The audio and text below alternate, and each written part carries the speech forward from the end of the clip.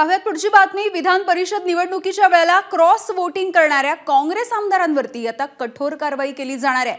Cross voting करणाऱ्या 7ही आमदारांना पक्षामधून निलंबित सुद्धा केले जाण्याची शक्यता आहे। येत्या 2 दिवसांमध्ये ही कारवाई केली जाणार आहे। या निवडणुकीमध्ये जे आमदार फुटलेले आहेत त्याचे पुरावे काँग्रेसकडे असल्याची माहिती नाना पटोले यांनी दिली आहे। पक्षाला शिस्त लावण्यासाठी काँग्रेसचा हायकमांड आता कठोर कारवाई करण्याची तयारी करत आहे।